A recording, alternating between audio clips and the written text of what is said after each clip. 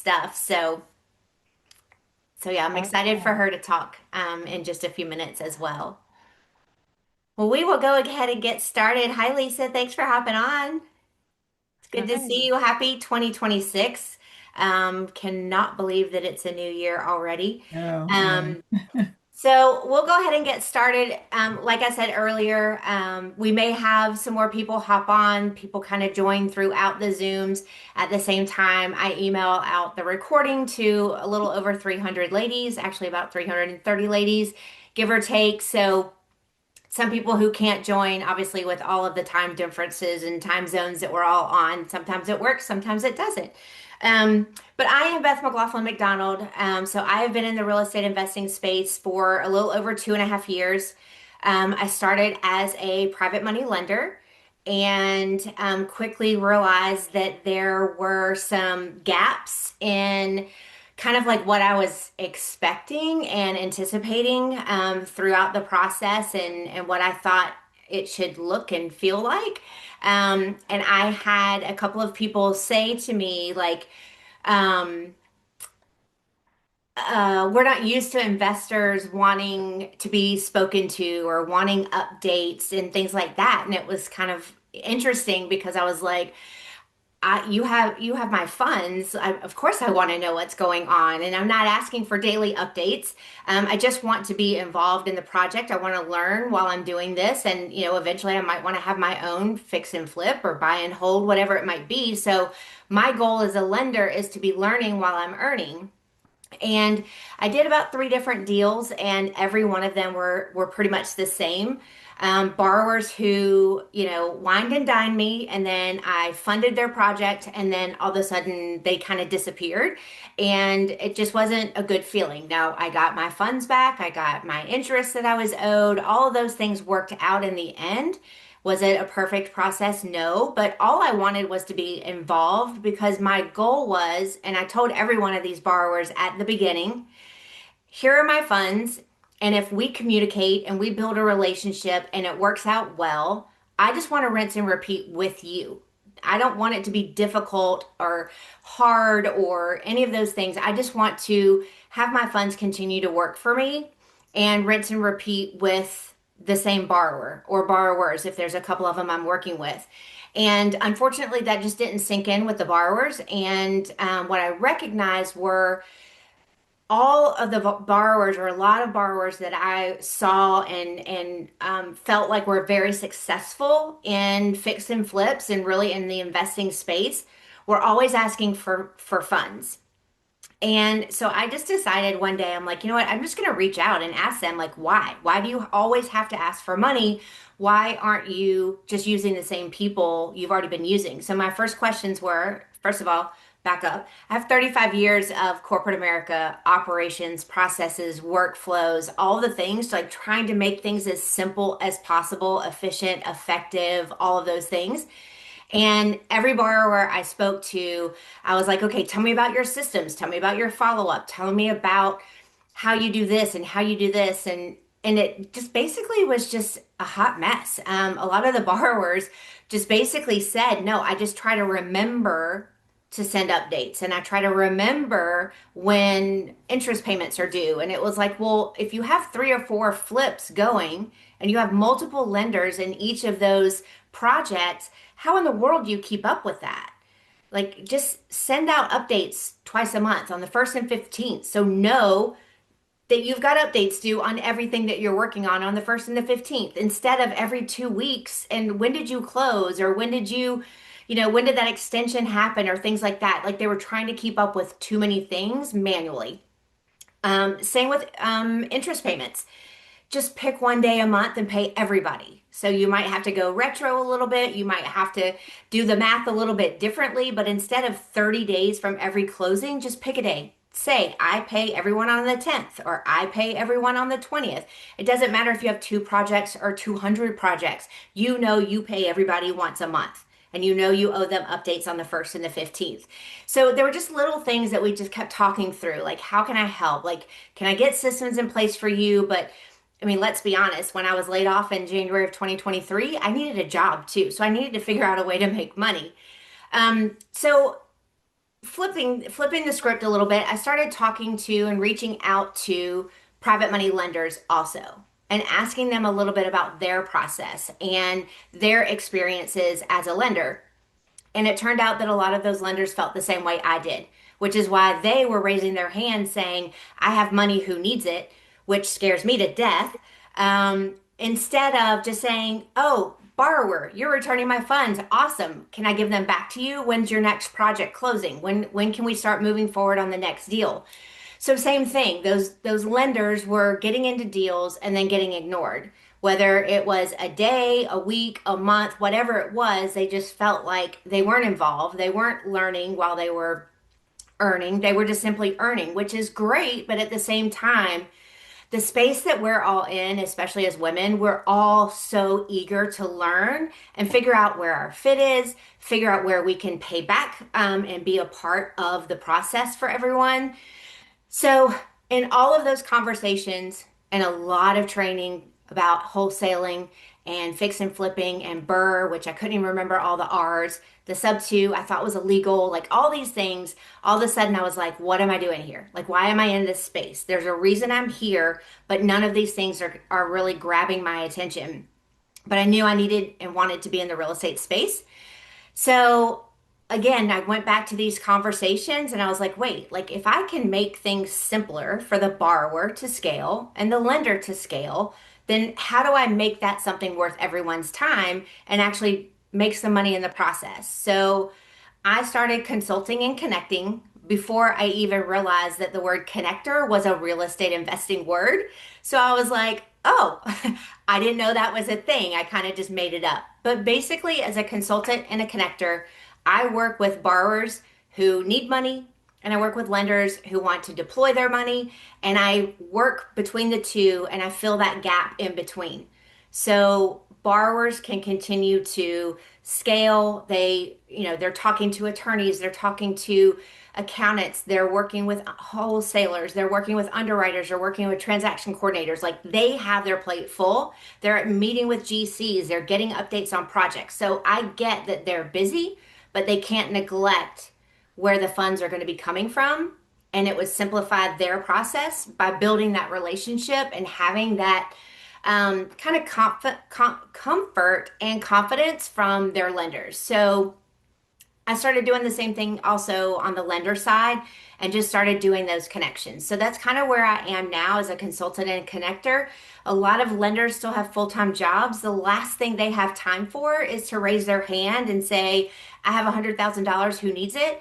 And now 45 ladies are cramming, 95 projects down their throat for them to vet, for them to do their due diligence, for them to ask questions, for them to call references and do all of those things.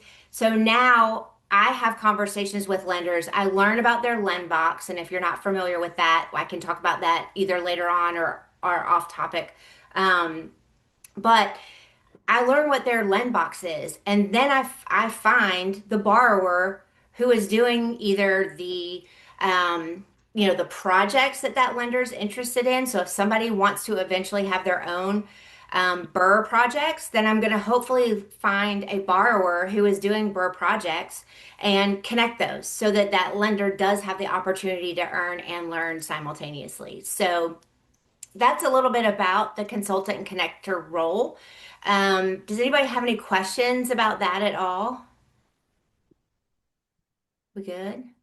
No questions, but I just have to say the consultant part is critical because as a lender and a borrower, and having learned some really hard lessons, I think that the consulting part is bringing value. And somebody who says I'm a connector doesn't do much and then wants to be paid and run away, Right. that's not an accurate portrayal of someone who's actually in the deal, ensuring that things are moving along and you're communicating and helping that borrower share the information of what's the status, where are they and Right. how are things moving along.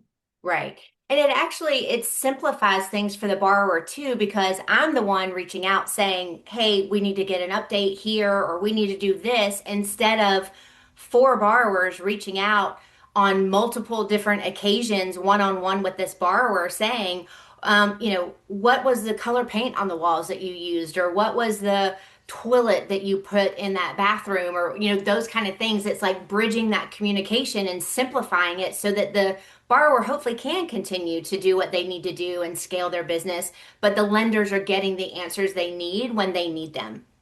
Um, and you touched on something that I didn't emphasize, but as a consultant, I make sure that the projects are underwritten. I make sure that there's a transaction coordinator involved. And I also am in the deal from acquisition to exit. So I don't, like Bridgette said, make an introduction and then disappear. Like if my lender is still in a deal, I'm still in the deal with them to make sure that they get paid out as they should. And if there's problems, like I'm the person who is saying, okay, are we talking, do we need an extension? Are we in default? Like what do those things look like? I'm there making sure that my lender is being taken care of. And at the same time, making sure that the borrower has a little bit of support too, because the borrower may not be doing anything wrong or illegal, or there could be a multitude of things that a borrower could be facing, and sometimes borrowers get quiet when they're afraid to tell you news that they got into a wall and they found a problem and we might have to go into an extension.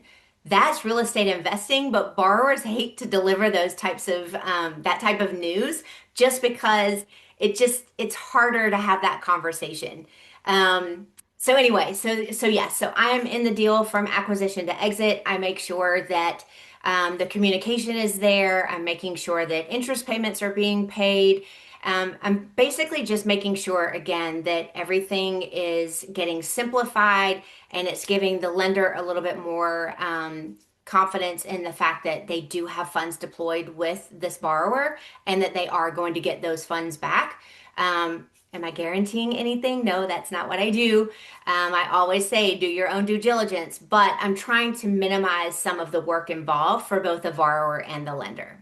So that's pretty much the connector and consultant in a nutshell, that role. Anything else anybody want to add? I have a question. Yeah. So when they ask for the extension, it means they need more funds, and it's gonna be the same interest rate, or it's gonna be different conditions. So the extension is asking for more time, not more money. Mm-hmm. Typically, all of the borrowers I work with, um, if they need more money, they bring that extra money to the table. They don't like going back to lenders and asking for more money. They may ask for more time, and that could be 30 days, it could be 60 days, it could be 90 days, whatever the project is kind of dictating as to how much time they're going to ask for. And typically, an extension will go up to a little bit of a higher interest rate. And Mm-hmm. that's typically outlined in the promissory note at the beginning. So it should be outlining like late fees, it should be outlining extension, and it should be outlining if a project goes into default. Mm-hmm. Dottie, where did you go? I see you raised your hand, but I lost you on my screen. Where are you? There you are. Hi, Dottie. I'm here. How are Um, you? I'm good. I'm good. I have time tonight, so I thought I'd just pop on. I I appreciate haven't that. on in a while. So I had a question about the extensions and stuff. If it's already in the JV or the promissory note, that if you go over um and it's already detailed, the things have already been worked out, do you have to have more paperwork drawn up, or do you just go with what that is? Typically, you would just go with what that is. Mm-hmm. Some of the paperwork that I'm seeing right now that was done, 6 months or 9 months ago, some of those documents don't have extensions already in place. Mm-hmm. So we're having to do actual extension paperwork, which is basically just an addendum to the existing promissory note. So it's not a Okay. new note, it's just an addendum to the original one. Yeah, an adjustment. I Yep, see. Okay, because I thought, why would you need to do that if it's already in the original one? right, If everybody agreed to right, that, why would you right. need to do additional paperwork? But you never know. Maybe we do need to. that's what I was just wondering. Right. Well, and it But could be that if you're, let's say the deal that you were in was a 6 month deal and it mhm, had kind of a built-in 90-day extension or 30-day extension, whatever it was, and let's say a Hurricane Helene comes through and now the project is even delayed further, then you might need to have an additional oh, okay. extension to the original agreement. Even though Oh, the original agreement had 90 days in it, you might need another 90 because of something like that happening. mm, And at that time, as a lender, if you can't move forward into another extension, if you give the borrowers, I think it's 30 days in most cases, if you can give the borrower about 30 days, they can probably find someone to replace you in the deal. So oh, if you okay. need your funds back, if you're using a HELOC, and were doing an introductory rate for this first 6 months, now we're in an extension for 7 or 8, 9 months, Mm. and you're not really making the money that you were making originally from that interest rate, then you can have a conversation with the borrower and Okay, I see. ask to I be. didn't know if it just went by what was ever in the contract or whatever. And So, keep in mind too, I mean, there are so many different contracts floating yeah, around that on yeah, occasion it may not even have, some pretty yeah. I important believe terms. the one I'm in is it. There is. Yeah, I read in there. I think there is something. I don't remember. I'd have to go back and look, but I don't remember if it had a time frame for the extension or if it was just an extension until further notice. right. I don't know. Well, I and have to go back and and look here's the at it. thing that's interesting that you bring that up. This is Hmm. creative financing. So it really can Right. be whatever everybody agrees on, whether you're the borrower or the lender, as long as it's legal, you could be in extension for 2 more years. True. True. And as long as you're making the money and you don't need it for something else, then Right. I why mean, do it? You know? if your borrower's still paying you the interest rate and you're Yeah. like, you know what? Why not just hang out? I like my borrower. She's sending me updates. These are things beyond her control. So So I'm just here sometimes that to kind hang of out. stuff can be in the lender's favor. Because if they because sometimes if you're coming out of a deal and it's all over and you're finished and then you got to go find a new deal to put that money in and it takes time, so now your Right. money's just sitting there because Yep. you can't really like figure out, let me see if I can figure out, you can, if you have this time but then you have an extension, Right. you All the can't more really reason to be figure working out with where I'm going to put my borrowers. money when this thing goes, because when a new deal comes they need the money certain amount of time and your Right. money might not be available yet. So Right. now so yeah, it could be in your favor. Right. And the Yeah. goal again is that, whoever the borrower is you're with, when you're coming out of a deal, hopefully she's going into a new one. So again, Yeah, you that's get true. paid back and now you redeploy. And Yeah. you just simplified the borrower's life, you just simplified your own life. Now Yeah. every deal is different, so still again, do your due diligence on this new deal, but you're already familiar with the borrower, you're familiar with the processes in place, and if you're happy with that, then that would be the first place you'd go, do your due diligence on the project, and hopefully just redeploy funds Just with the same stay. borrower. Yeah. Yeah. If That's the that's goal. And possible. I've had several borrowers, or excuse me, lenders get out of deals and turn around and go right back into another deal with the same borrower. And it's like, oh, hallelujah. Like this is what we're trying to do. Like it should be that easy, right? Like that's the goal. I mean, we should all be working Sure. together, smarter, Yeah. not harder, right? I mean, it is in the borrower's favor to have a partner money lender that's available to, yeah, let's do this, Definitely. it's in their favor because then they don't have to keep, what do you say, raising funds or whatever the word is, or finding a new lender. Right. But some other kinds of things it's called. And it's okay. You're raising funds. I feel like that's a fundraiser or something. Yeah. Raising capital, yeah, raising funds, whatever you want to call it. Right. Yeah. But yeah, I mean that's the goal. And Dottie, I'm not, I can't, I'm trying to remember what you're in, but we've got some. We have a borrower who had a handful of PMLs in a deal with her. One of those PMLs is now a borrower with her, and one of Oh, the that's original great. lenders is actually a lender on that deal. So it's like that's the whole point. Like, let's all just create these little Yeah. pods and all Yeah. help each other grow our portfolios, grow our, whatever it is that we're trying to do. Like, just create these little groups and just run with it. That's great. Yeah. Yeah, it's fun. It's fun to watch. It's fun to be here and kind of watch it. So, Yeah, so yeah, you're it is. interested to see how 2026. All different kinds of avenues. Definitely, definitely. Beth, I have another question. I'm Yes, ma'am. absolutely zero in this field. I just joined and because I was thinking about real estate. So when is there a pool of lenders for one project? Uh, all the lenders become first in on a lien. Yes, they can be, and that's typically how we try to structure it. We try to raise all of the funds at once. So we're raising funds for the purchase of the property, the rehab of the property, and the holding costs. So however long it's going to take to, rehab that home, whether it's going to be a buy and hold or a fix and flip, all of that's included in the money that's raised, as long as that project can support those numbers. So as long as we're not, overcompensating and under delivering, like we just have to make sure that everybody can get out when the project gets to the point of either being refied into a DSCR loan or being sold on the back end. So all of those funds are raised at once, and everyone goes into first position. They have a promissory note as well as a JV agreement.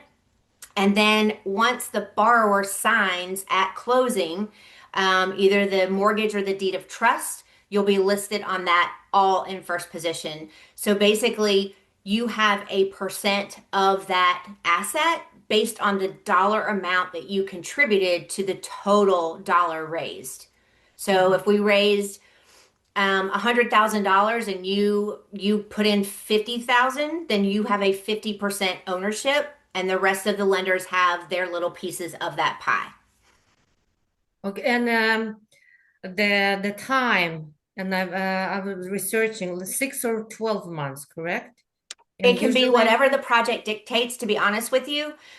Most of the borrowers I'm working with, if it's not a very simple, light rehab, we are encouraging borrowers to go to at least 9 months because the market has changed so drastically. A lot of us have gone through the same training where it's 12% APR, 3 points, and 6 month deals. That's just not the market that we're in right now. So just be very cautious if you're presented with something that's 6 months. Either A, make sure it's a very experienced flipper or buy and holder, whatever you want to call it, and know what that market is actually, what's actually happening in that market. So I was talking to somebody today, and she has a full gut project ahead of her, and it's going to take time just to get the permits done. So she's going to be paying for a lender or lenders for that money for 30 days, 45 days. So she needs to find out how long that permit process is going to take. Her days on market are 63. So that right there is already 3 months. So if that rehab is a 2 or 3 month project, add on at least another 30 days. So now you're at 7-ish months. Why not start at 9 months? And if people get yeah. out early, great. But it's a Mhm. lot harder conversation to insist on putting people in for 6 months and then realize that you needed 7 or 8, and now you have to ask for extra time, even if it's already built into the agreement within an extension. Extensions just, they just aren't fun. I mean, like, let's just do the project in the time that we think is reasonable, not what we think people want to hear. Mhm. Right? So just start at 9 months. If they get out sooner, great. Then you look like a hero instead of we're going into an extension because of X, Y, and Z. And days on market is something that's really, not as predictable as it used to be. It's not COVID and post-COVID anymore, so things are sitting a little bit longer. Projects are taking longer. People aren't showing up for work to get the work done. And it's just one of those things where, like I said, it's just easier to be at 9 months and ask, let them know that you're going to get them out sooner, and then have the potential to put them into something again sooner than to ask for more time on the back end. I've been seeing deals come through the network, and I don't know if they're getting trained or they're newbies or what. but they're saying 3 to 4 months, and I'm like, I don't know. Maybe it's a buy and hold Right, type situation, right, but still, I would think if it's a buy and hold, you're going to have to get a loan too, and there's seasoning with that and all that. So I'm cautious when I see one that says, "Oh, it's just a 3 to 4 month time period." right, I just can't see that. right. I would agree with that, and And I'm then glad it that depends you, on the market too you're in. right, Some places are on days on market are more than 60 days. One, and to name a few, Florida for one, sure. their days on market in certain areas is 120 to sometimes a year. Right. And that's part of doing your due diligence and asking questions and talking to other lenders, talking to other borrowers and just trying to figure out like what makes sense. And 3 or 4 months, yeah, that's a pretty quick turnaround. So unless it's like Yeah, literally lipstick like turnaround, you're right. Like, why are they not just buying it now? Why do they even I need know. Why private go through money? that? Yeah. Yeah. Why do they even need private money?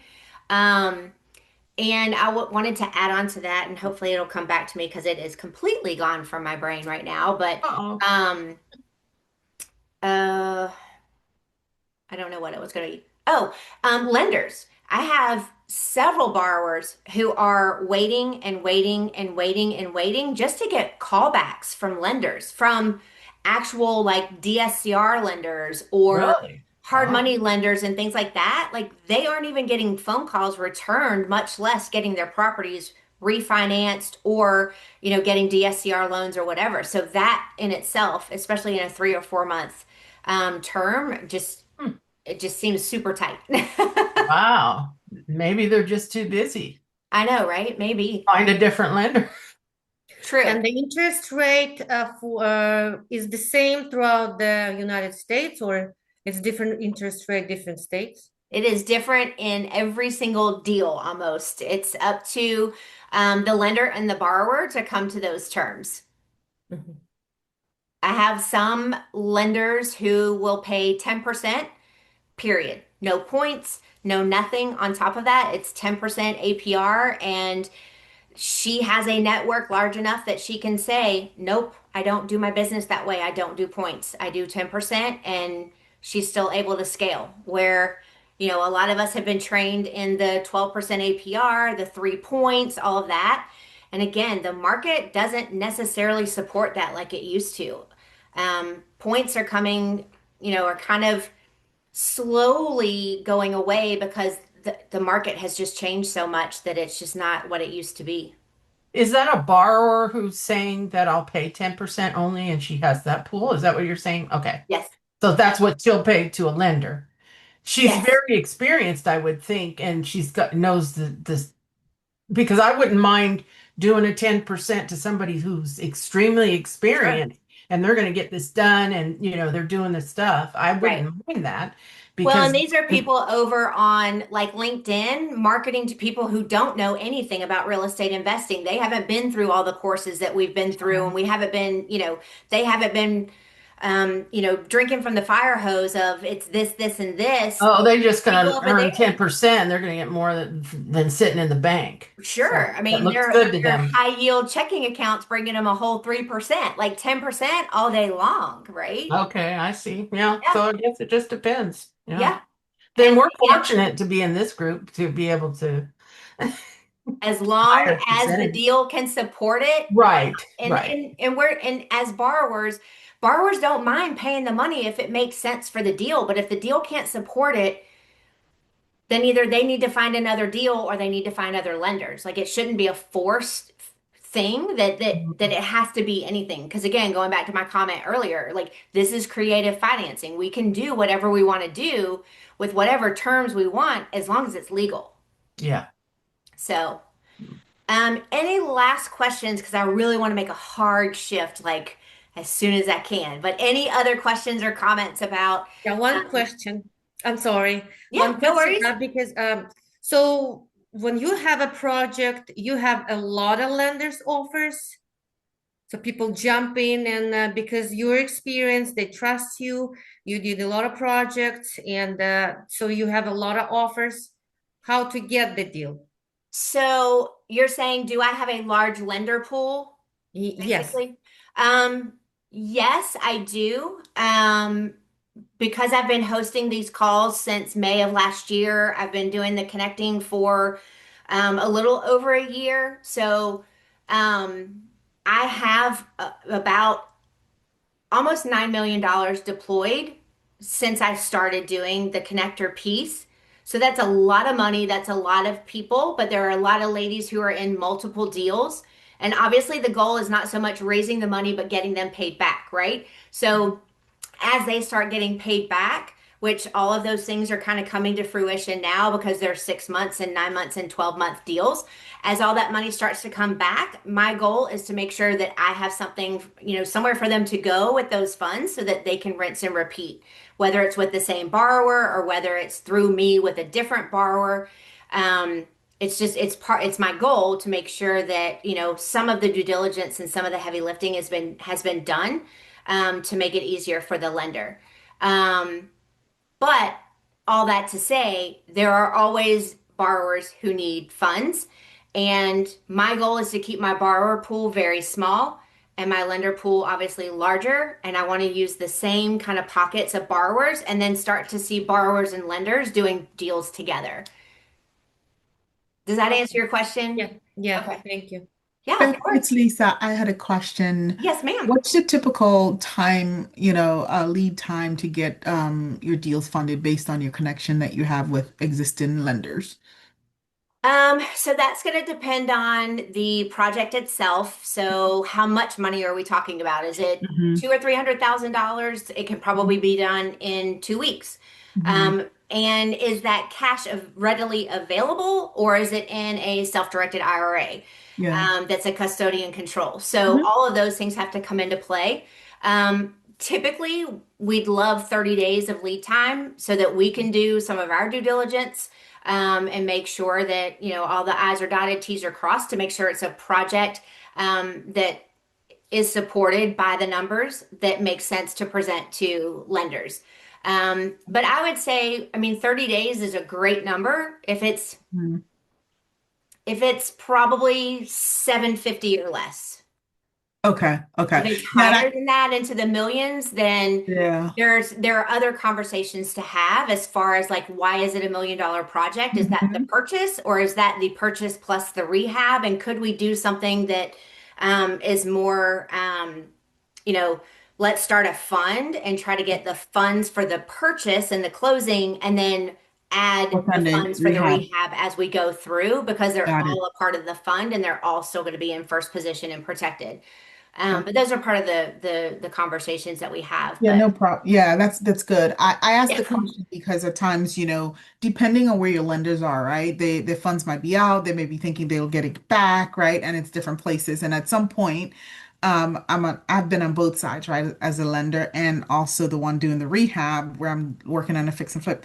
And we have to make the decision, when do I go to a HML? It's getting right, close to sort of my your closing, looks like it wouldn't be fully funded by PMLs. And then right. what does that strategy looks like in order to get the deal funded? Right. Well, So, and sometimes too, it's worth the conversation with, the closing realtor, the mhm. the seller, title, the Yep. closing attorney, whatever, and just say, hey, we have a self-directed coming in, but they Sorry, my need listing five agent. days. Could you just give us an extension to close until, next week? And sometimes that's perfectly fine as long as they see the paperwork coming in, as long as they see some of the funds coming in they have some flexibility with actually saying, okay, closing has to be this day, and funds will be dispersed on this day. Like, I mean, we had a deal close last Friday, and the last wire came in at 4 o'clock on Friday. So clearly they couldn't disperse on Friday. And of course, today was a holiday, bank holiday. So everything should disperse tomorrow. So, but that was a conversation too, because it was supposed to close on Thursday, and one of the self-directeds forgot to send an email. So it was delayed for 24 hours. So things happen. But yeah, sometimes if you know that you need at least like another week or 2 weeks or what have you, it's worth that conversation. And then obviously having a connector just say point blank, like, I don't think I'm going to be able to do it. So are you still in your due diligence? Do you still have a way to get Yeah. out of the deal? Or what would it look like from a hard money perspective versus what are you going to need in gap funding and what are those terms and loan to value and all of that to consider having the conversation about second position with a lender because we know that's a hard conversation too. Very, very. Yep. Okay. And you may have spoken about this early and I might have missed it. So in terms of your services, how does your compensation comes into the whole deal and what does that look like, if you don't mind? Or So if I'm working directly with a borrower, the borrower pays me at closing mm-hmm. for the 6 months, 9 months, 12 months, however long I'm going to be in the deal. And that is basically kind of like a loan origination fee would be, a consulting Got it. fee. And it's listed on the HUD as well. Got it. And Okay. that's going to be determined too if um, a transaction coordinator is going to be brought into the deal, if an underwriter needs to be brought into the deal, and that type of thing. And then, of course, with a fund, that's a Yep. little bit that all that scope is a little bit different. Okay. Okay. Thank you. Of course. Any other questions? Okay. I'm so excited. And Bridgette, thank you for being so patient. Super excited. I think some of you were on the call when we first got started. Really, before we got started, we were all just kind of chatting, but Bridgette and I are in another real estate investing group. It's not a women's only group, but it's called Raising Private Money. Amy Majori is the person who runs that group, and she's actually the one I was talking about earlier who does not pay points, and she has a very large portfolio. Has raised hundreds of millions of dollars over the last, I think, 10 to 11 years. But Bridgette and I met in that group. We've had a couple of conversations, and then there was an in-person event in California in November. So we were fortunate enough to finally like meet in person and have a conversation, and that led to multiple conversations after that in-person event. So I've been kind of nudging her to kind of do something fun with the group. So I was fortunate to have her text back today and say, sure. So Bridgette, I'm going to let you kind of do that intro, but just so you guys know, Bridgette, you have two properties, correct, in your I have portfolio? I have one so Okay, far. got Actually, it. second one might be happening because that was happening today. It was a work in progress. So we'll Nice. see. We'll Very see. nice. Exciting times. Yeah. And that one that you do have, and I think the second one then, if it works out, is actually sober women, sober living, and you have a home that's nothing but women, correct? Correct. And it's in Correct. Charlotte, North Carolina, or It, Raleigh. Winston-Salem, North Carolina, One of those. and maybe Well, Greensboro up next. got it, got it, got it. All the way from California. Well, if you ever need Mhm. anything, I'm not too far away from all of those, so I can hop in the car and get there. Oh, Um, wonderful. so Bridgette, why don't you go ahead and do a little bit of an introduction and then talk about why I asked you to come on the call and why I feel like this is so good to begin 2026 talking about intention, talking about relationships, and all the pieces that go with that. Yeah, I love it. Well, thank you, Beth, for the warm welcome. Of It's a course. pleasure to be here with everyone this evening, and I'm sure there's lots of things happening in our lives right now, and to make time for your own development and your own growth is commendable. So I thank everybody for joining us today. I'd love to know in the chat just kind of where's our energy at? I mean, some of us may have had the day, some of us may still have had a working day.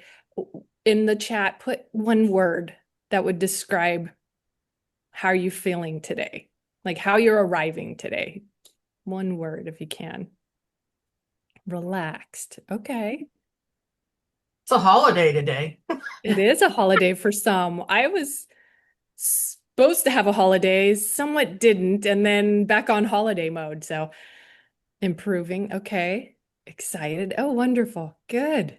Lots of excited. I love it. See the bright light. Wonderful. Okay, good. Okay, that helps me understand just kind of how are we showing up today. A little bit about myself. I have a very long career in corporate America for a variety of industries, but in human resources. And so from a talent acquisition to training and development to employee relations to business operations and operating organizations, startups, and a whole lot of different industries. One thing that I have found is, and I do have my investing experience, is how important it is to understand the people we're working with and the relationships that we are either entering into or evaluating. And I would highly encourage that word evaluating, because every single transaction is unique. And so to give you a little bit of a background on my real estate back or kind of history, I have now been 3 years, it'll be 4 this year. Uh, I started actually in rain. And then maybe 4 months in, I said, this isn't for me. I don't feel like this is the right place. I'm not going anywhere. I was learning, but doing nothing. And I just didn't feel that was the right place. And I've never in my entire life made such a very quick decision to go down the path with Sub 2 with Pace Morby's community. And that community encourages working with one another and collaborating together. That changed everything. I got into Sub 2, started to interact with others. And again, because of the corporate background and the recruiter in me, I was so curious about people. It's like, tell me more about you. What's your goals? What do you want to do? And at that stage, I was also already a certified, if any of you are familiar with Gallup, Gallup is a research company. And so it used to be called Strength Finders. It's now CliftonStrengths. Anybody familiar? I'd love to see in the chat if you're familiar. If you've taken the assessment, put an A. If you have heard about it, but you've never taken it, put a B. And if this is all brand new to you, you don't know what I'm talking about, put a C. That'd be really helpful if you've never heard of this assessment. But it's a self-assessment and it's online. So this has been, I think it's like 50 years of research now, where we as individuals have natural thoughts, behaviors, and they're just natural. They're our strengths. And so we each have a list of 30, there's a list of 34 themes, but we all have unique to us strengths. And so what I found when I first joined the community was I was asking people about what are their jobs? What do they do outside of real estate investing? Because I knew careers. I knew when I was hiring for a variety of different industries, I understand work and I understand what kind of a brain or what type of a person might do this type of work. And so I got really curious and would meet with and did lots and lots of networking. And it took me a while though, because I learned some really hard lessons. I too am a lender and now I'm a borrower. So I have a private money lender and have a great relationship with my private money lender. And it's rewarding. Not only is it rewarding because the transaction itself, it's as Beth kindly shared, is that there's 8 women living in this property. And every time I interact with them, there is this gratitude and just outpour of love because they know that this house actually was going to be sold. They were going to be displaced. And so it turns out that going through this whole process and of course, you know, I raised capital for this. We had a DSCR loan and I had raised capital before with the topic that we have in hand about partnerships and some really, really hard lessons learned. Invested a lot of time and energy, and then all for me to learn that I wasn't applying the rules that I know need to happen, which is everything's in writing. That's even in my corporate world, everything in writing. And so, yes, there were things in writing, but it wasn't an official operating agreement. It wasn't, it was way too loose. And I've learned some really hard lessons. I've lost money. I have invested a lot of time with bad partners, and it's okay. I look at those now and realize this was all part of the process. This was all part of the learning, and it was tuition. It's what I have learned to and taken with me in this process. And so I really want to share this. Are you telling my story? Yes, right, Lisa? I think many of us can relate to some of what I've experienced. So where I really sit, really passionate, is to help people understand about partnerships. And if you've taken the CliftonStrengths assessment, it starts with ourself. And so if you happen to have taken it, and I think we have a few, if you could put in the chat, maybe one or two, or maybe your top 5, whatever you know, maybe your favorite theme, but there are a list of these 34 themes. And so with understanding yourself is also the ability to determine the people that you're working with and the partnerships that you may encounter as you go through these transactions. And so in the corporate world, I'll share that when you look at CliftonStrengths results, they always emphasize the top 5. And you're thinking, oh, this is wonderful. This is how, this is when we're excited. We're excited about the transactions, and we're going to do all this wonderful, stuff together. And then there's some things that you start seeing it could happen, right? As far as just how people show up.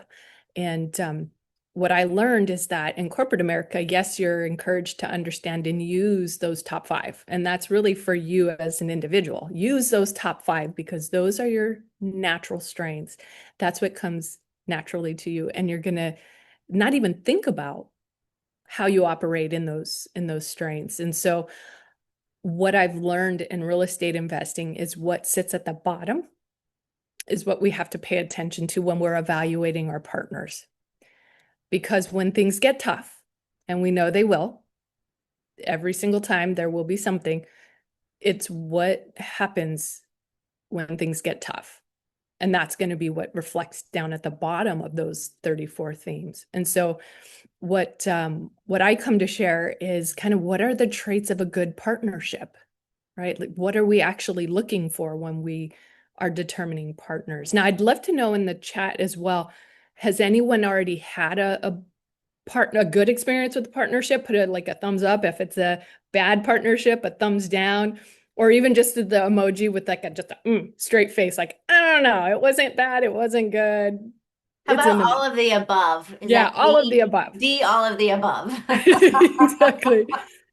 Just curious, because I'd love to know what everyone has had with their journey so far. Maybe if you haven't even had a partnership yet or worked with somebody. But I think Beth was even giving a good example here that even DSCR, like the lenders, the official lenders, are not even responsive.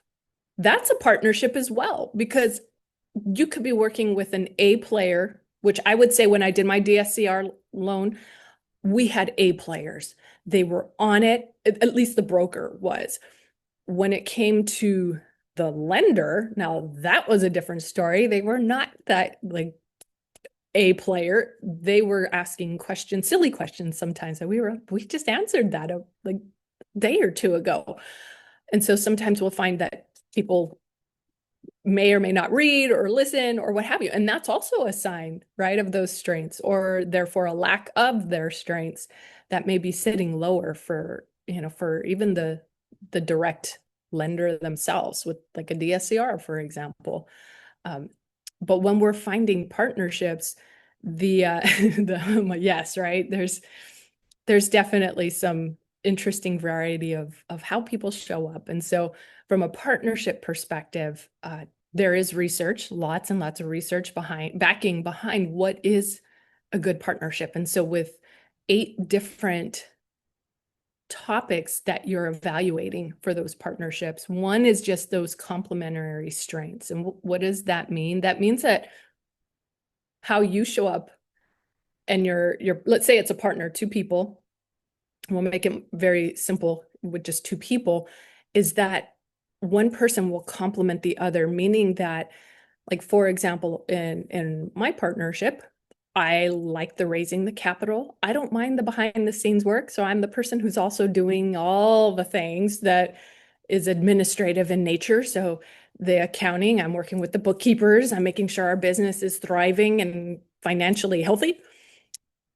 My partner is the acquisition side of things and, has that whole expertise that I don't bring. I don't know that side as well. And so we complement each other very well because he doesn't want to do what I'm doing and I don't want to do what he's doing. So there's some complement there.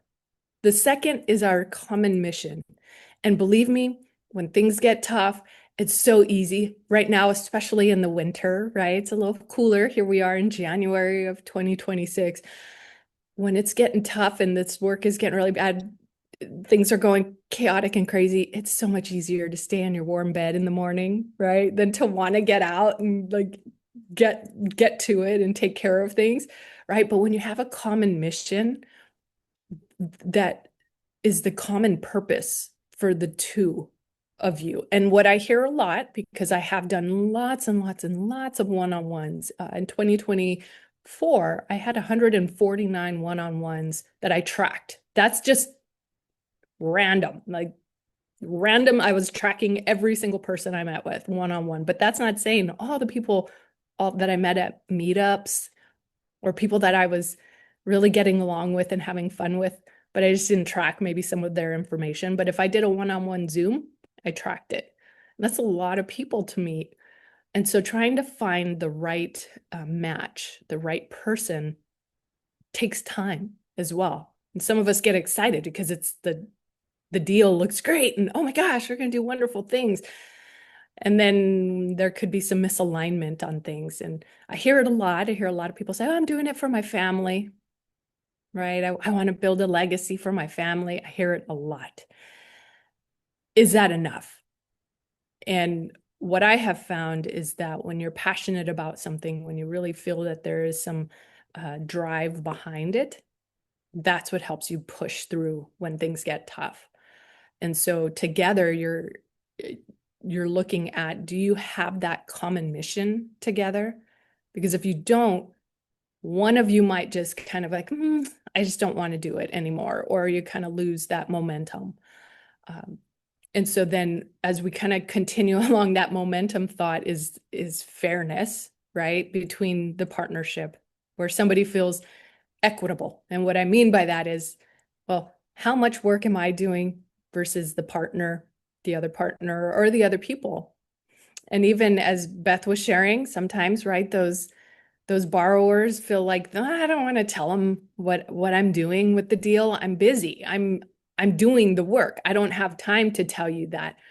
However, if there's some missed expectations where the lender thinks they're going to know and learn, and they're not a person who's going to share that information, it may not be because of ill will. It's not because they don't want to. In fact, these themes that we know with CliftonStrengths, some people are actual communicators. Like that's a theme. And there are people who love to develop, who like to develop people and share and teach and encourage the learning process. And then there's people who are not. They don't have that in them. They don't have the patience. And that's why I really appreciate understanding these themes, because I do get to understand, okay, what comes natural to somebody versus it's not their natural tendencies, and knowing those and accepting them, right? Because okay, this is probably not how they're going to show up. And in fact, with my current business partner, I made lots of phone calls and I said, hey, can I get some of the names of the people that you've done deals with and business with? Oh yeah, sure. Every single one of them said the same thing. And I won't, it's not about sharing what that was, but every single one of them saw the same thing in this person. And we can tease each other, and I can say like, okay, this is what I saw. This is, and when the results came back, by the way, I paid to have the assessment for my partner, because I knew him for quite a while. And I knew our values were aligned. I knew our mission was aligned. I knew what he wanted to do was what I wanted to do. And so that was already established. It was what am I going to be willing to compromise? What do I know will likely pop its little head up?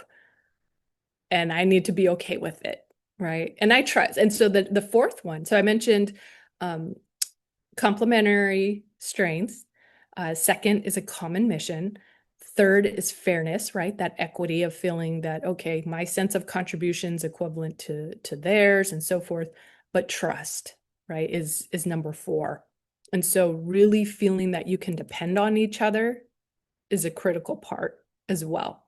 And that is you're not going to micromanage somebody, and because no one wants that. We want to feel like we're a contributing member, right? I would love to know in the chat, have any of you had that leader who's just that micromanager, and what was that overall between, because I imagine if it's a large team or group, that micromanager does not get as far, right, as somebody who is more inclusive or willing to, to encourage. Being a coach versus being a manager is the language that Gallup uses, is that a leader truly is a coach. We know each other, and we step back, right? If you were hired to do something, go do it. And that's in these transactions where we have to encourage some of that when we're choosing to partner up with people, because there are going to be those occasions where, we're working together and you're going to have to trust each other, and that you're moving together aligned. So that's our top 4 of the 8. I'm going to pause there. Questions, thoughts? I'm going to jump in really quick. So I'm going to kind of tie like all of this together, because obviously I asked you to come on and talk through it, but sitting in the seat that I'm in, I see all the things. Like I see the good, I see the bad, I see some ugly, and I've seen some just like, yeah, okay, that works, that doesn't work, whatever. And I've seen some, laid back kind of things. So for me, like having this conversation, it was kind of like an aha moment for me, because it was like, oh, wait, like here are my top 5. And I think I know someone well enough to know how we're going to work together. But until you experience some really good highs and some really low lows, like you don't know what's going to happen. And I've seen some lows happen because the market is the market right now. And I've seen some relationships turn just brutal. And I think the really cool thing is that I have my top 5. I dropped them in the chat because I did this, and this was back in 2023.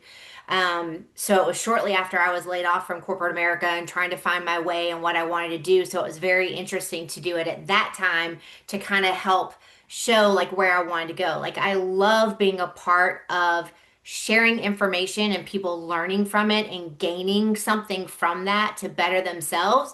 But I don't like, I've never been led to be a teacher of any kind, but I love sharing. Um, but it's just interesting because I know some things that I really don't like to do. And to know who does like to do those things means I'm not going to get slowed down trying to do something I don't like to do, because I'm not going to do it, which means I'm going to procrastinate, which is going to slow everybody down. Then somebody's going to be mad and whatever. Like, it's crucial to know how things are going to work with these different personalities when things are good, but to understand when and if things go bad, whether it's within control or without control, what does your operating agreement say?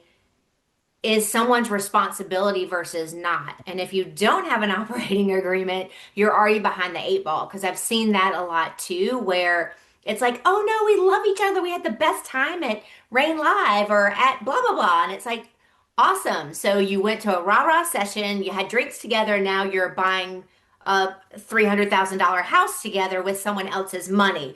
So it's just one of those things where you have to really think through every single day. Are they good days? Are they bad days? Who's going to show up? Who isn't going to show up? Who's going to point fingers? Who's not going to point fingers? Who's just going to take responsibility? But having, again, like a document that says this is an operating agreement. And I've even talked to business partners and said, go to Chat GPT and say, this is what I like to do as part of the real estate investing process. And get your partner to say, this is what I like to do. And then tell Chat to create the operating agreement and then just run through it and go, oh, yeah, this makes sense. This is me. This is me. This is me. Or no, like, how in the world did Chat think that should be my responsibility? Put it over here. But seeing this, the results of the CliftonStrengths, and then to see literally paragraph after paragraph as to what like something means. It was just a really cool eye opener because you think you know yourself, but when you see it in literal writing, and I would say black and white, but it's so colorful. Like, I want to show mine. Can I just show mine really quick so Yes, that people have yes, kind of an eye? And if people have other questions, by all means, hop in there and unmute yourself or drop it in the chat if you have questions for Bridgette. But I'm going to share screen super fast so you guys just see my results and kind of like what gets delivered to you from this testing. So again, I took this in August of 2023, so I'd been laid off in January, so I was about 8 months into my layoff, still trying to figure out where I was meant to be. But these are my 34. When she was talking about the last five, I was like, I gotta highlight my last five and see what that means. And I'm like, oh, harmony, consistency. Like, how many times have I started that diet again? Like, so some of those things, I look at them from a personal accountability place, but at the same time, okay, so if I'm not going to be consistent, who do I partner with who I know will be consistent? And what is it that they need to be consistent for, about, like whatever that needs to be. But my top five, again, I dropped them in the chat. Are highlighted now. And it's cool because it says that I lead with executing CliftonStrengths themes. So I have two purples, which is what this guy is over here. I have two purples out of my top five, and I can see that. Like, I was corporate America, 35 years, processes, procedures, workflows, all of that. Like, I can see executing and I can see futuristic because I don't want to be stuck where I am right now. Like, how can we make it better? How can we make it more efficient? So I feel like those things, like, they make so much sense. But some people that's aren't your like that. learner. Some people are That's your more laid learner. back and like, if it ain't broke, don't fix it. And I'm like, no, like, it's not broken, but it can be better. So Believe it. you have to find those right matches. Yes. And believe it or not, Beth, that's actually your learner. That's your number 7, where you want to process, improve, and make it better. A learner, these themes are pretty layered, and that you see the word learner and you're thinking, okay, you're only going to like to receive information or learn. But the learner also has a component of the process improving. So they don't want to just do it and that's fine. No, they want to make it better. And so that continuous improvement is part of that learner. And the futuristic is not thinking about today. Futuristic is thinking about, gosh, tomorrow is going to be bright, and here's what tomorrow will look like. And I can already see, I can almost touch it. That's Right. what futuristic is more of the, here I am today. I'm not really necessarily thinking about today. I'm thinking about what it looks like in the future. And so the futuristic, that theme, typically that's what is happening, is usually the thought of like what's going to happen in the future. Right. So I love it. but these themes are super helpful to understand about yourself. Now, if you've never taken this assessment, that's okay.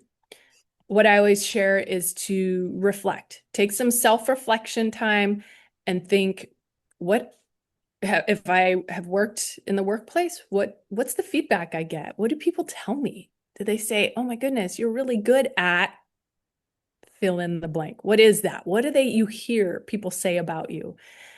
Whether you're getting feedback in the workplace, whether it's your loved ones, the people you spend the most amount of time with, they're going to also share some of these things. So, and you likely know a little bit about yourself. There are some people who do not.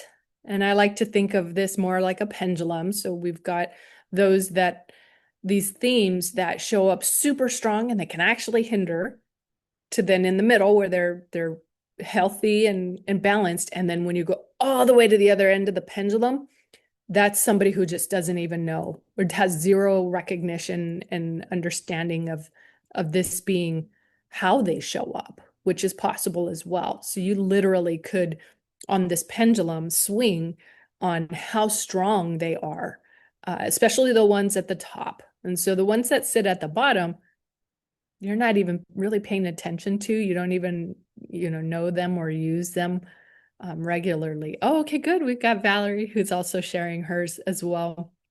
Um, it makes me fill up with so much joy to see when we know how we show up and understand ourselves a little. I took my assessment in 2013 for the very first time, and so it sat on the bookshelf. It was there for a little bit. And then when I came back to it, maybe about 4 years ago, 5 years now, probably closer to 5, I took it again and my results were a little different. And it makes sense because of where I was that first time to where I was the second time. I'm going to take it again just out of curiosity because I love this assessment. I have my my code. I need to just take it because now I feel I'm a totally different person.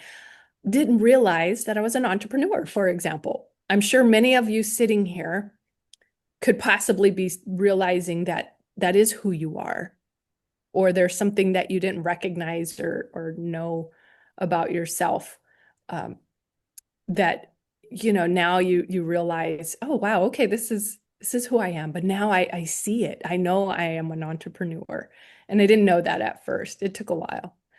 So, but let's see here. So, any other questions? And then if not, I'll move on to the next 4 because there are 8 of them for a good partnership. Are we good? Think we move on? Okay. Yeah, that's fine. And if anybody needs to hop off, feel free. I know we're a little bit over. We're recording it, so I'll be sending it out to the same email list.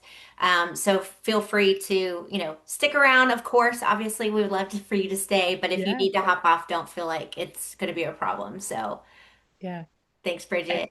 Yeah, of course. I'm trying to move this along quickly here. No, I went a lot longer than I expected, so you are perfectly fine.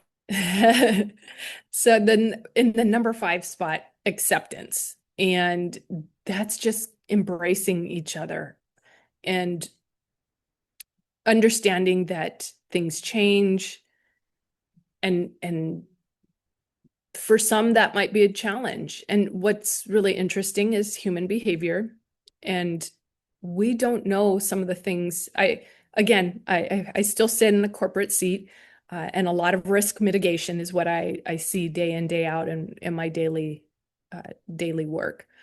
And so as humans, I kind of see everyone has, like, I have this little vision of, we all have a little luggage, and inside that luggage is a lot of things that you don't know about other people, their upbringings, their family life, the things that developed them and molded them to how they are today. And so getting really curious is part of this partnership evaluation. The same word I used at the beginning is that it truly is an evaluation because you want to make sure, is this the right person? Because you are possibly going to be hundreds of thousands of dollars into a transaction with someone. And so it's a big commitment. I don't take it lightly. And when I realize when I'm the borrower, I know how hard people have to work in order to earn those dollars. And I value that. And I know they've worked really hard for those dollars. And that's important because I know as a lender, what that's like as well. And so it, it helps to have been on both sides. It helps that I do see both sides. And then, of course, understanding people and trying to understand how are they going to show up when things get tough. And big part of that too, number 6, is forgiveness, because no one's perfect. And sometimes we might make mistakes, and we have to be able to forgive and move forward, because mistakes happen, missteps happen, and we just have to be able to accept that and know that we're humans and that humans make mistakes. And then number 7, communication. This one just seems like a no-brainer. You can't have a partnership unless you're communicating with one another, and if you're not communicating, it definitely is. It's not going to work out, because if somebody's ghosting or not responding, you can't get very far together. So that definitely is a clear, honest communication, constant and always. And then the last one is unselfishness, just genuine joy for your partner's success as well, and wanting that other person to succeed. And in my eyes, I always look at that, at everybody in these transactions absolutely have to win. Everyone. No one gets the, oh gosh, how did I not win? How did I not get anything out of this? It shouldn't be the way that these transactions, occur. So for me, I do see the value of all 8 of these. Like I said, I've had my own fair share um, of not so good partnerships, of some really hard lessons, and all of them I've walked away and I've literally sat down and logged what were the lessons that I learned with all of these. And most of it comes down to the people side, and really trying to listen, be a good partner myself, and expect that of them, and create expectations up front. Just like in the workplace, we have job descriptions. It's what our operating agreement is with the transaction. It's the same thing. We're setting out. And a tool that I use is called a RACI matrix. Beth, you were mentioning some of that with like the operating agreement, and like going into chat and just kind of asking like, oh, these are the things I like to do, and create. What I like to do is a RACI matrix. It's actually a project management. Oddly enough, my business degree is in human resources, so I have a business degree. And then I decided, which is not very normal for HR people, to get a project management degree, which really certificate, like a side, like additional education on project management. That's not normal for an HR person. Again, not realizing I was an entrepreneur, right? I was like, oh, wait a minute. I really want to understand projects and how do you get it to like the finish line. That was part of my journey that I never even knew was, and it makes sense now. And it completely makes sense. So definitely the partnerships and learning how to identify the right person, because I have met other people now that it's like, absolutely not. I would never do business with them. And then there are people where it's like, okay, I've seen you around for a while. And that's how, like my current partner and I, we had a longer period of time, which time is your friend.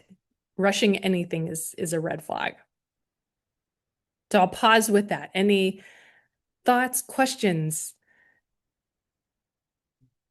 I'll jump Anything to in again share? because that's what I'm here for. So again, kind of pulling all of this together. So partnerships in real estate investing. I mean, there's so many like different buckets, right? So you've got your borrower, you've got your lender, you've got your connector, and then you've got partners within each of those phases too. So you've got borrower partners and you've got lender partners, and then you've got those things. Now you've got 3 or 4 lenders over here, and you've got 2 business partners over here, and now all of the funds are in one place. Like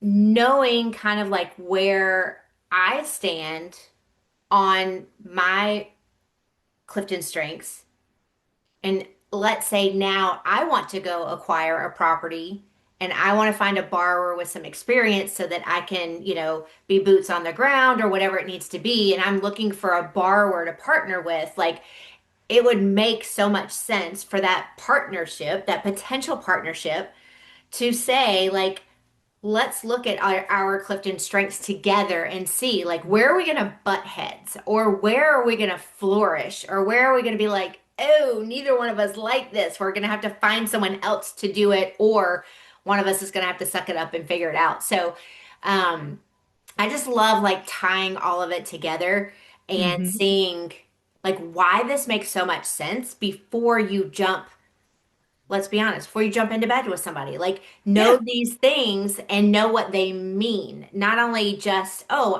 these are my top five and these are my worst five, but what about yours? And what about yours? And what about yours? Because I mean, you even have some partnerships that are multiple, borrowers. There could be four ladies in a group together, and we can either love each other, or we could really not like each other sometimes. So knowing these things and just knowing like that's not a button I want to push, or this is where I need to nudge a little, and here's how I need to do it, and things like that. Like, I just think this is priceless. So when you and I started talking about this, I was like, this makes so much sense. Like, why not know who you're dealing with, just like you would any other partnership, more so than, again, we had a great time at our California meetup. We had or whatever that might be, just taking it a step further so that it does actually become successful and something that you can grow um, with the same people, instead of, oh, that didn't work out. Let me go find another partner. Oh, that didn't work out. Let me go find another partner. Like, it's such a waste of time, energy, Mhm. emotion, all of it,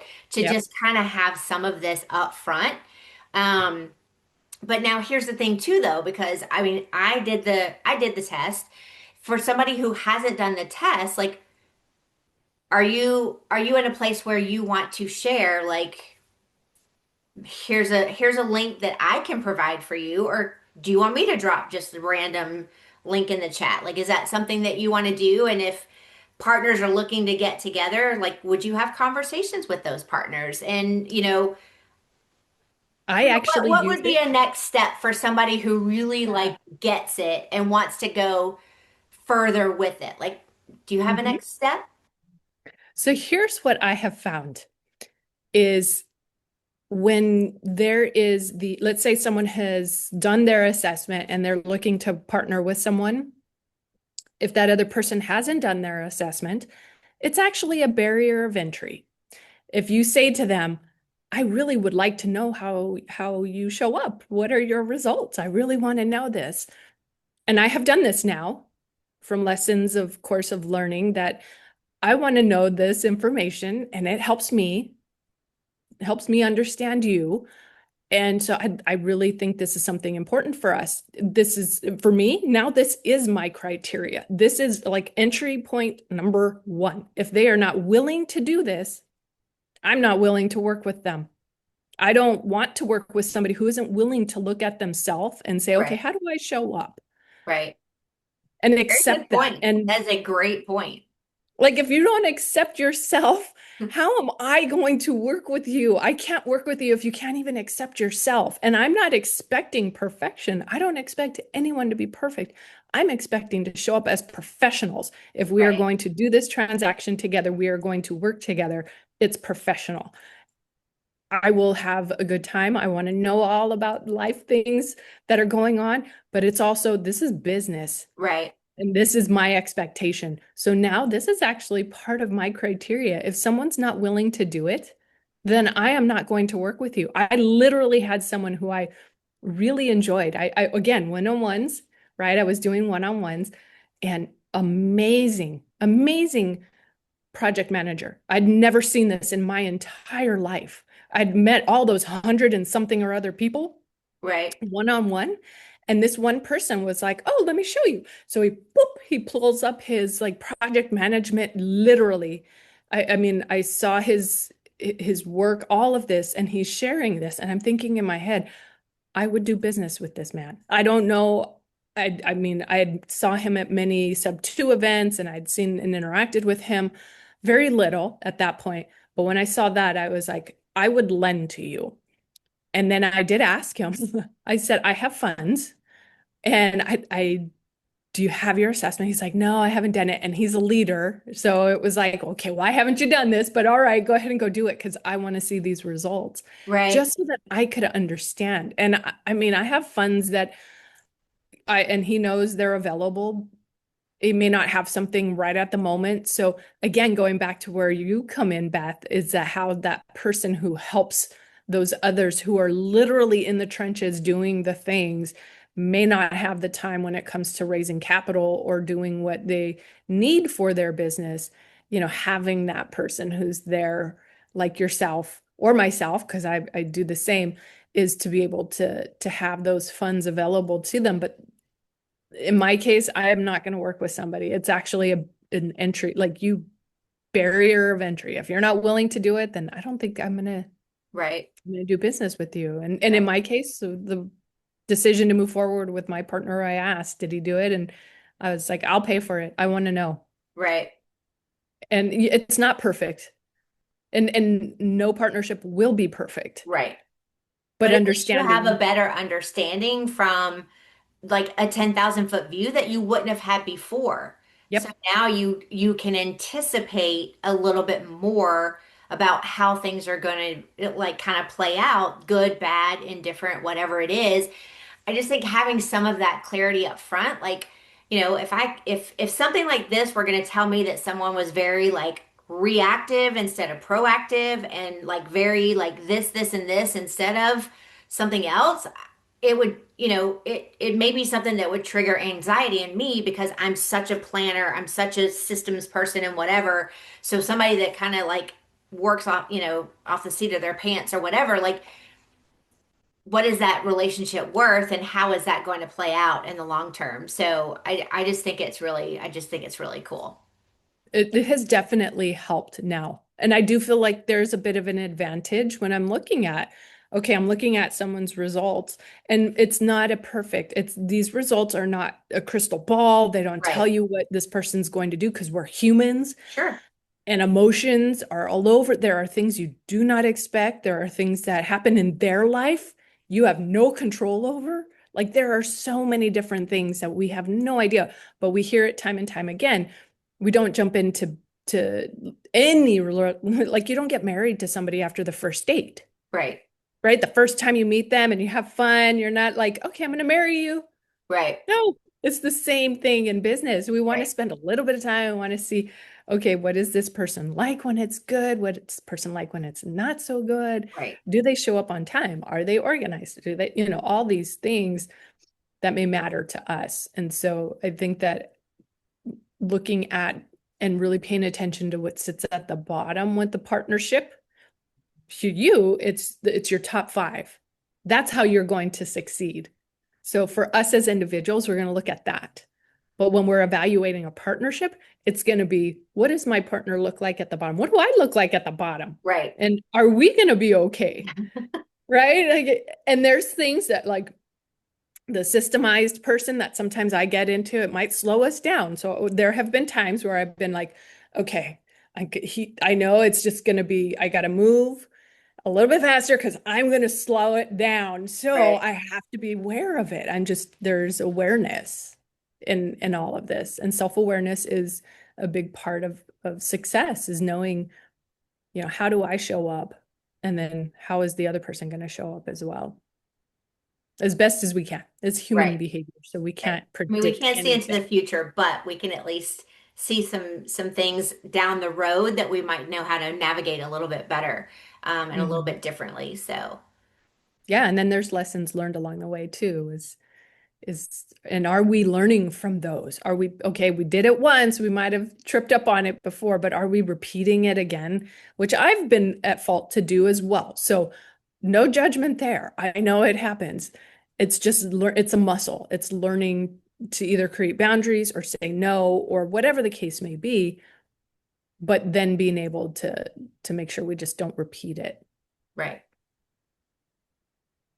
Love So it. lots and lots of fun with this, though. I've definitely found in my real estate investing journey to find that this has been really helpful.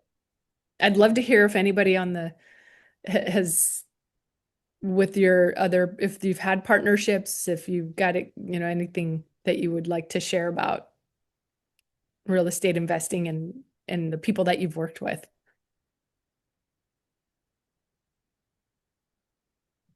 I've shared too much. So does anybody else have anything they want to share?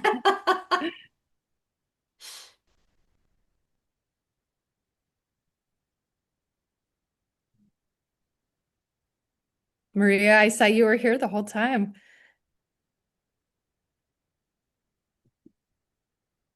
Thank you for staying with us.